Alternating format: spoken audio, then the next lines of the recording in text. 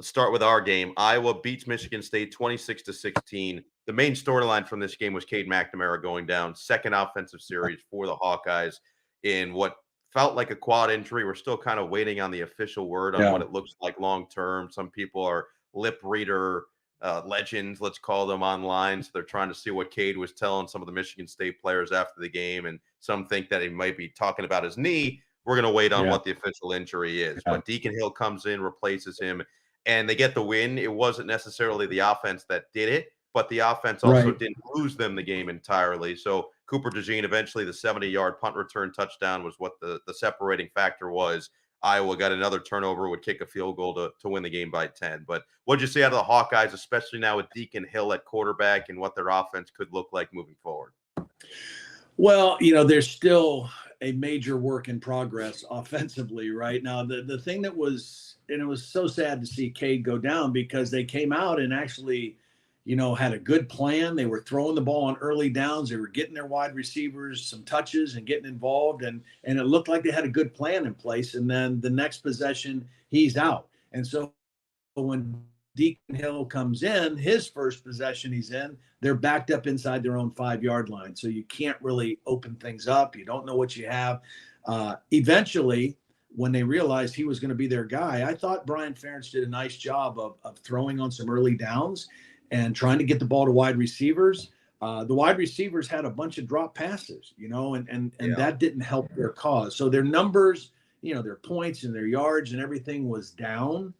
Still not very good, but I did see some glimmer of hope with their wide receivers and trying to get them the football. They just got to be more consistent catching it, and Eric All, is a talented tight end. We talked about the Notre Dame tight end tradition. Iowa has a great tight end tradition as well. Yes. And, so I think there was some things to be encouraged by, but it's still going to be a team that's going to win because of their defense and their special teams. And, that's just who they are and what they are, and they'll continue to be that way.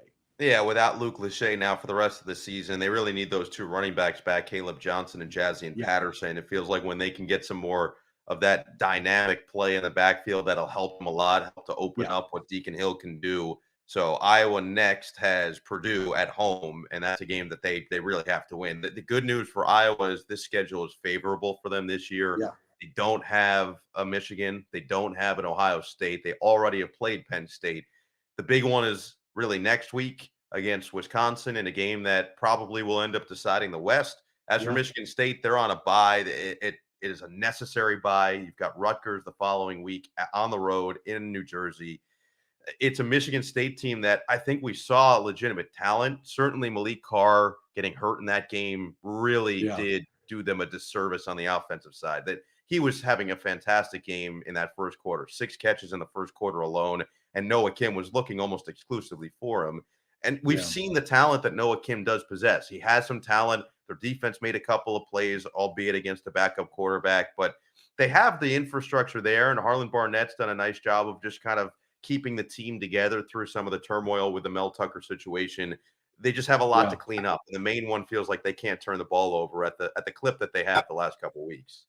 Yeah, I mean, they're a team that's going to have a very slim margin of error, going forward. I mean, they played with energy. They played with effort. I thought defensively, they were physical. They did a lot of good things. They kept their team in the ball game on that side of the ball. Probably the best defensive performance I've seen out of them this season, particularly coming off of back-to-back blowout losses, But offensively, now the last interception, I kind of write that one off. It was desperation time. They were down 2 scores. He threw it into coverage and got picked off. But the earlier ones and the earlier turnovers, they just can't afford those, because again, they're going to have a very slim margin for error. I like their running back. I like, some of their young wideouts. I like Malik Carr if they get him back. But they have to take care of the football, because they won't be able to overcome those kind of mistakes. And it kind of hurt him again, obviously, this past week. 100%. Nate Carter did have 108 yards in that game. He's putting together a stellar season his first year in East Lansing.